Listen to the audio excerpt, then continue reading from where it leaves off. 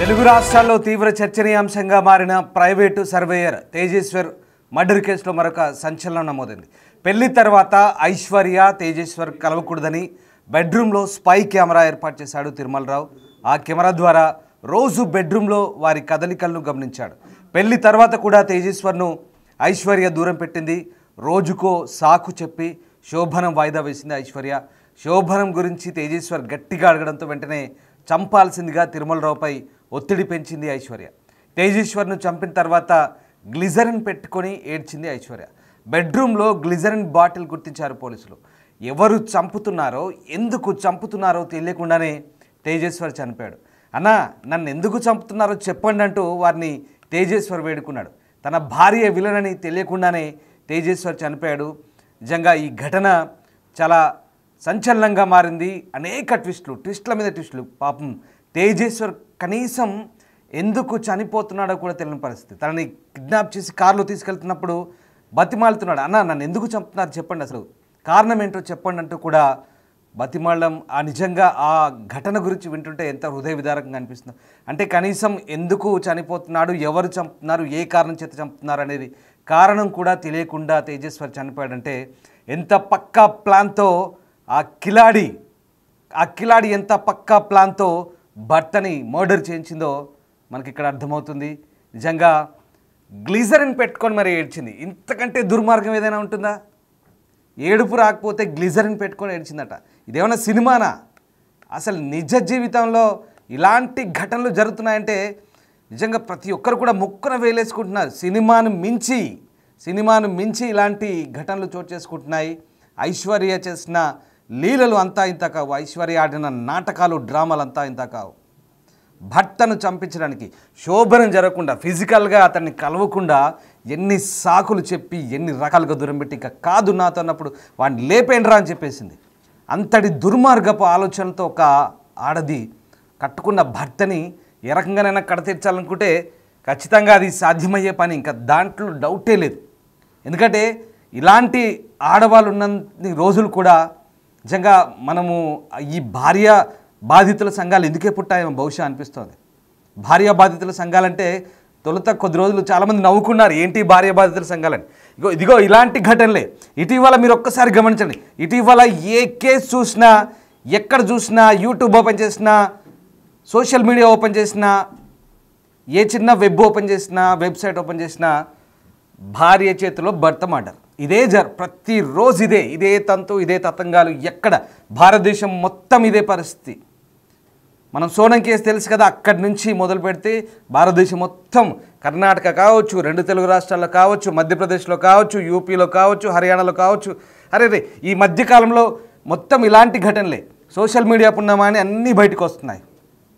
చాలా దారుణమైన హత్య. నిజంగా ఈ ప్రైవేటు సర్వేయర్ను చంపిన అంశంలో చాలా కీలకమైన అంశాలు అయితే వెలుగు చూస్తున్నాయి. పోలీసుల ఇన్వెస్టిగేషన్లో అనేక ట్విస్టుల మీద ట్విస్టులు బయటపడుతున్నాయి. బాత్రూంలో గ్లిజరిన్ సీసా దొరికింది.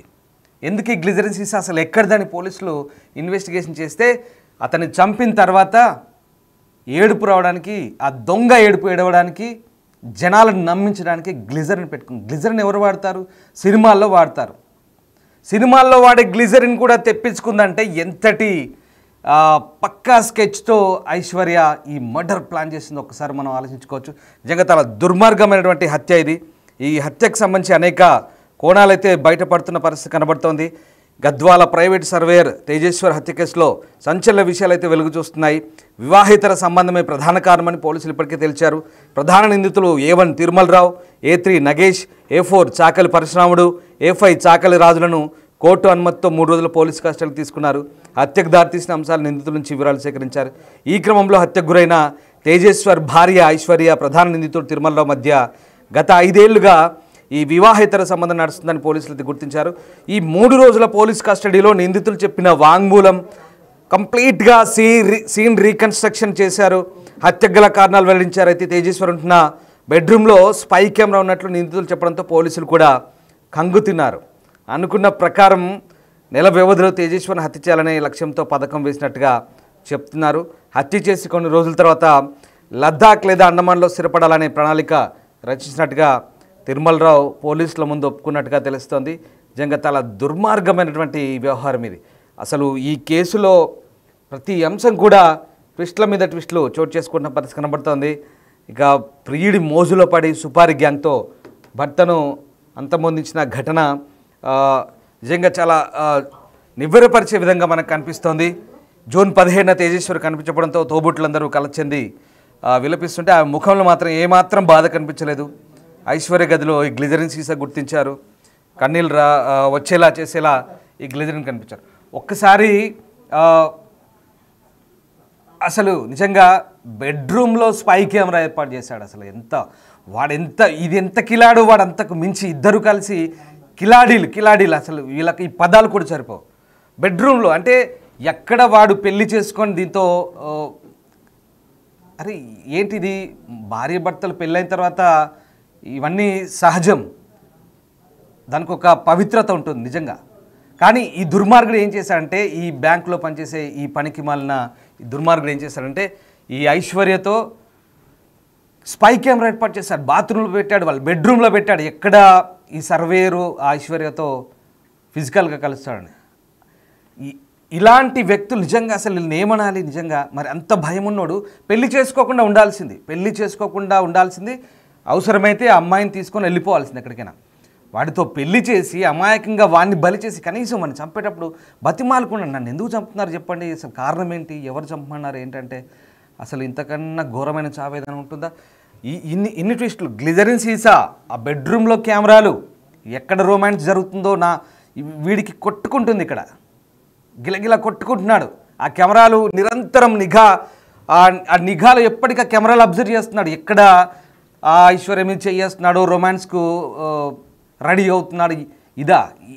ఏంటి దుర్మార్గపు ఆలోచనలు, ఇంత దుర్మార్గం, ఇంత పైశాచికత, ఇంత శాడిజం ఎక్కడ అసలు విచిత్రంగా ఉంది ఈ కేసు. నిజంగా సోనం కేసును మించిన కేసు ఇది భారతదేశంలో, వాస్తవంగా చెప్పాలంటే చాలా దారుణమైన ఘటన. ఇలాంటి ఘటనలు మన చుట్టుపక్కలే జరుగుతున్నాయి. మనకు ఇవన్నీ కూడా వెలుగు చూస్తుంటే చాలా దారుణంగా అనిపిస్తుంది నిజంగా. ఈ సర్వేయర్ హత్యకు సంబంధించి కొత్త విషయాలు అయితే బయటపడుతున్న పరిస్థితి మనకు కనబడుతోంది. ఎవరికి అనుమానం రాకుండా ఈ వ్యవహారం అంతా నడిపించినట్టుగా మనకు కనబడుతోంది. సో పోలీసులు ఆ ముగ్గురిని కస్టడీలోకి తీసుకొని సీన్ రీకన్స్ట్రక్షన్ చేసినప్పుడు ఈ తిరుమలరావు చేసిన వ్యవహారాలు, అలాగే ఈ ఐశ్వర్య చేసిన నాటకాలన్నీ కూడా బయటపడ్డాయి. సో ఏం జరుగుతుంది, మా కొలీగ్ శంకర్ నాతో జాయిన్ అవుతున్నారు. శంకర్, నిజంగా ఈ సర్వేయర్ హత్యకు సంబంధించి ఒక్కొక్క ట్విస్ట్ బయటపడుతుంటే అసలు మైండ్ బ్లాక్ అవుతుంది. అంటే నిజంగా పోలీసులకే మైండ్ బ్లాక్ అయి ఉంటుంది, చెప్పే మనకి చూసే వ్యూవర్స్ కూడా అసలు ఏంటి ట్విస్ట్. నిజంగా ఆ సోనం కేసు ఏదైతే మేఘాలయ కేసును మించి ఉన్నట్టుగా కనిపిస్తోంది. అసలేంటి పోలీసులు ఏం చెప్తున్నారు, విచారణలో ఏ అంశాలు బయటపడుతున్నాయి? ఇంకా మొత్తంగా దేశవ్యాప్తంగా సంచలనం సృష్టించినటువంటి గద్వాల జిల్లా తేజేశ్వర్ మరణానికి సంబంధించి కస్టడీలోకి తీసుకున్నటువంటి నిందితులైనటువంటి A1 తిరుమలరావు, A3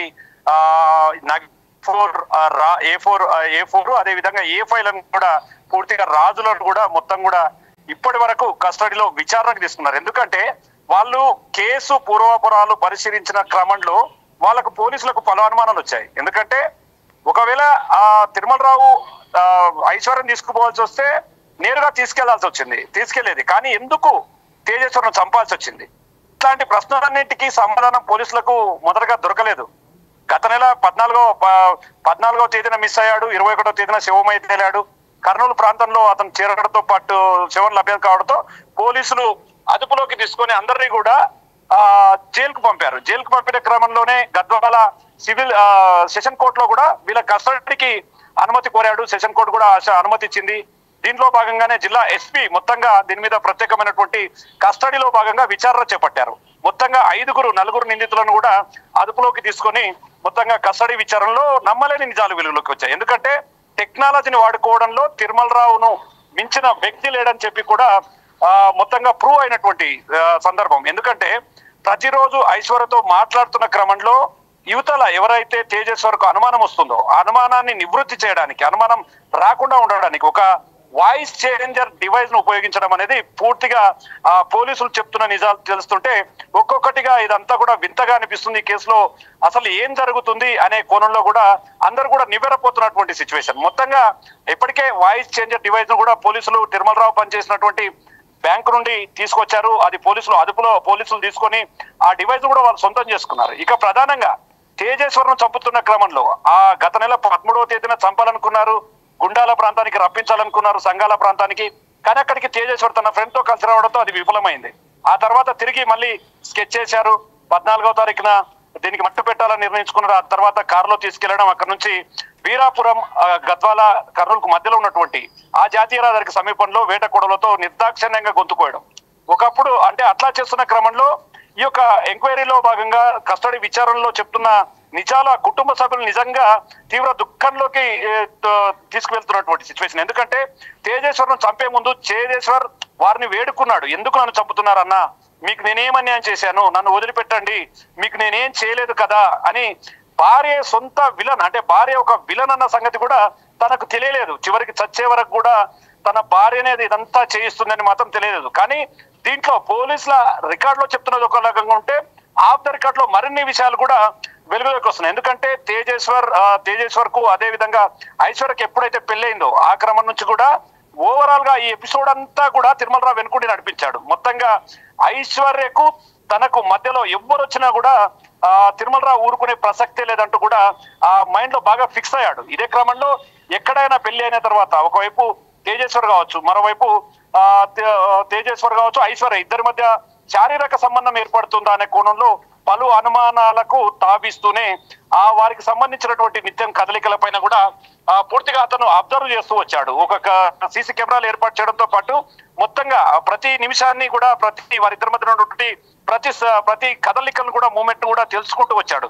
ఈ క్రమంలో ఒక్కసారి ఇలాంటి విషయాలన్నీ కూడా వెలుగులోకి వస్తుంటే మొత్తంగా కుటుంబ సభ్యులు మరింత దిగ్భ్రాంతి గురవుతున్నారు. ఈ రకంగా తమ కొడుకును అన్యాయంగా పొట్టన పెట్టుకున్నారు, ఈ రకంగా తన కొడుకును తమకు కాకుండా చేశారు. మొత్తంగా ప్రేమించి పెళ్లి చేసుకొని కుటుంబ సభ్యులను ఎదిరించి తనకు ఐశ్వర్య కావాలనుకున్నాడు. ఐశ్వర్య మాటలు నమ్మి మాయ మాటలతో మోసపోయి చివరిగా తన భార్య తన పతనానికి కారణమైందని చెప్పి తేజేశ్వర్ మరణించే వరకు కూడా అతనికి తెలియదు. ఇప్పటికి కూడా అతని ఆత్మకు శాంతి చేకూరదు అని చెప్పి కూడా రైట్ శంకర్, ఇప్పుడు యాక్చువల్ గా ఈ గ్లిజరిన్ బాటిల్ కావచ్చు, అలాగే ఈ బెడ్రూమ్ లో స్పై కెమెరా కావచ్చు, ఇవన్నీ కూడా పోలీసుల విచారణలో బయటపడుతుంటే వాస్తవంగా అంటే వాడు అనుభవించిన వాడు శారీరకంగా దగ్గరైన మహిళ ఇంకెవరికి దక్కకూడదనే ఒక సాడిజం వీటిలో కనిపిస్తుంది తిరుమలరావులో. అండ్ మోర్ ఓవర్ ఆ అమ్మాయి కూడా పూర్తిగా సహకరించింది. అంటే ఆ కట్టుకున్నోన్ని ఇక్కడ ప్రియుడి కోసం మోసం చేస్తూ ఇతని చావుకు కూడా రోజులు లెక్క పెట్టిన పరిస్థితి మనకు. ఇదంతా అంటే ఈ స్టోరీలు ఈ ట్విస్ట్లన్నీ బయటపడుతుంటే ఓవరాల్గా స్థానికంగా ఎలాంటి చర్చ జరుగుతుంది అంటే ఈ మర్డర్ జరిగి కొద్ది రోజులైంది ఆల్రెడీ వాళ్ళంతా కూడా రిమాండ్లో ఉన్న పరిస్థితి. కానీ ఇప్పుడు స్థానికంగా ఎలాంటి చర్చ జరుగుతుంది ఈ ఘటనకు సంబంధించి? రామదాస్, ఎందుకంటే ఒక్కసారిగా దేశంలోనే అతి సంచలనంగా మారింది. సోనం కేసు తరహాలోనే అన్ని ఉంటాయనుకున్నారు, కానీ సోనం కేసును తలదన్నేలాగా కూడా ఐశ్వర్య తిరుమలరావు ప్రదర్శించినటువంటి నాటకం. ఎప్పుడు ఒకవేళ తేజేశ్వర్ చనిపోయిన తర్వాత కూడా ఎవరైనా సరే పెళ్లి చేసుకున్న తర్వాత తన భర్త చనిపోతే ఆ భార్య రోదనలు అనేది చాలా ఎక్కువగా ఉంటాయి. కానీ అట్లాంటిది ఏంది మన ఐశ్వర్యకి లేదు. ఎందుకంటే ఫస్ట్ నుంచి కూడా తిరుమలరావుతో ఎఫ్ఐఆర్ ఉంది కాబట్టి అట్లాంటి సిచ్యువేషన్ రాదని చెప్పి ముందే తెలుసుకున్నది. దీనికి సంబంధించి ముందుగానే ఒక గ్లిజరిన్ బాటిల్ తెచ్చుకోవడం, ఆ గ్లిజరిన్ కంటికి పూసుకుంటే కళ్ళ నిండా నీళ్ళు వస్తాయి, అప్పుడు నన్ను ఆ కుటుంబ సభ్యులు నమ్ముతారు అనే కోణంలో కూడా ఒక గ్లిజరిన్ బాటిల్ తెచ్చుకొని పెట్టుకోవడంతో పాటు తేజేశ్వర్ మరణించిన రోజు ఆ గ్లిజరిన్ కు సంబంధించినటువంటి బాటిల్ నుంచి ఆ లిక్విడ్ కళ్ళకు పూసుకోవడంతోనే ఆమెకు కన్నీళ్లు రావడం, ఇదంతా కూడా వారిని నమ్మించే ప్రయత్నం చేస్తూ వచ్చింది. అంతా చూస్తే స్థానికంగా మాత్రం వారిని ఉరి తీయాలంటే ఇప్పటికే తేజేశ్వర్ కు సంబంధించినటువంటి బ్యానర్లు తీసుకుని ఆ కూడలిలో వాళ్ళకి కొవ్వొత్తులతో ఆత్మకు శాంతి చేకూరాలని చెప్తున్నారు. మరోవైపు అక్కడ ఎవరైతే ఇప్పుడు ప్రజెంట్ గా పోలీసుల అదుపులో ఉన్నారో, పోలీసులకు సంబంధించి జైల్లో ఉన్నారో వాళ్ళని ఉరి తీయాలంటూ కూడా స్థానికంగా చర్చ జరుగుతుంది. ఎందుకంటే గద్వాల ప్రాంతంలో ఇట్లాంటి సంఘటన చోటు చేసుకోవడం, అదేవిధంగా కర్నూలు, అదేవిధంగా గద్వాల ప్రాంతానికి తెలంగాణ, అదేవిధంగా కర్నూలు ప్రాంత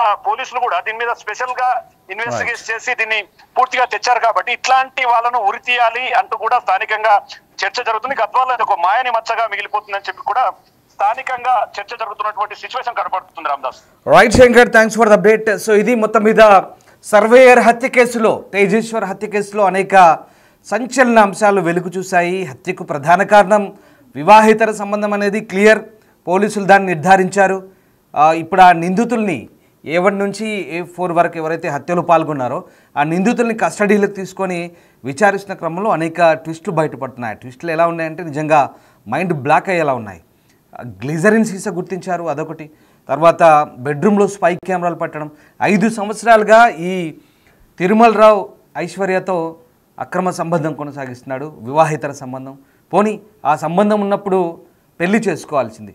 ఆ అమ్మాయిని ఇంకొకరితో పెళ్లి కొప్పించి 1 నెల పాటు 1 మంత్ ఓవరాల్గా మొత్తం 1 నెల పాటు శారీరకంగా అతన్ని కలవకుండా ఏ క్షణం ఏం జరుగుతుందో అని ఆ శాడిస్ట్ ఎదవ ఏకంగా స్పై కెమెరాలు పెట్టి ఎస్ అఫ్ కోర్స్ తిట్టాల్సిన పరిస్థితి. ఎందుకంటే ఈ వ్యవహారం అంతా వింటుంటే శాడిస్ట్ అనక తప్పని పరిస్థితి. స్పై కెమెరాలు పెట్టి ఎవ్రీ మూమెంట్ గమనించుకుంటూ ఏం జరుగుతుందో అని తెలుసుకోవాలనే ఒక నిజంగా అదొక క్రేజీనెస్, అదొక వెర్రితనం, ఒక శాడిజం. వెర్రి తలకెక్కితే ఏ రకంగా ఉంటుందో మనకు అర్థమవుతుంది. స్పై కెమెరాలు పెట్టి బెడ్రూమ్లో గమనించడం, ఎప్పటికప్పుడు వాయిస్ చేంజర్తో గొంతు మార్చి మాట్లాడడం, ఇదంతా కూడా ఇంత పిచ్చి ఒక ఆడదాని కోసం. అంటే తాను శారీరకంగా అనుభవించి తనకు దగ్గరైన ఒక ఆడది ఇంకెవడికి దక్కకూడదు, దక్కితే ఊరుకోడు. ఇంకా అంటే అక్కడ అవతల వ్యక్తి కూడా అలాగే ఉంది, వీడికి సహకరించే వ్యక్తి. సో ఇద్దరు అంతే. మరి ఈ ఇద్దరు మూర్ఖులు కలిసి, ఇద్దరు దుర్మార్గులు కలిసి ఒక అమాయకుడి ప్రాణాన్ని బలిగొన్నారు. అంతేకాదు ఇంకా తిరుమలరావు భార్యను కూడా చంపుదామని స్కెచ్ చేశారు, కానీ అది కుదరలేదు. సరే నా భార్య కుదరదు, ఇంకా నీ భర్తను చంపేసే.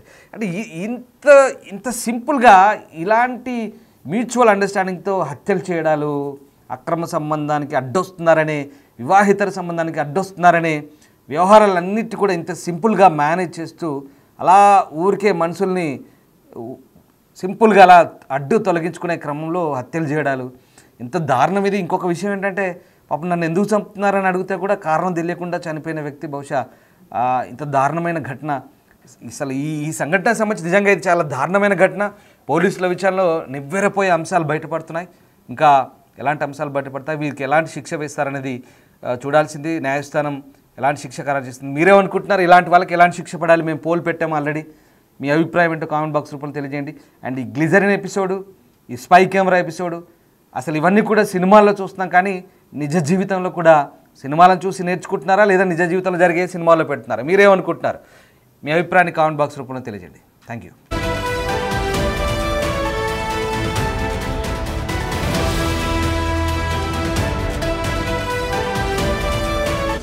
The Big Folk Night 2025 celebrating the soul of Telangana. August 23 సాయంత్రం 6 గంటల నుండి ఎల్బీ స్టేడియంలో. టికెట్స్ బుకింగ్ కోసం ఎంట్రీ వాలా యాప్ను డౌన్లోడ్ చేసుకోండి.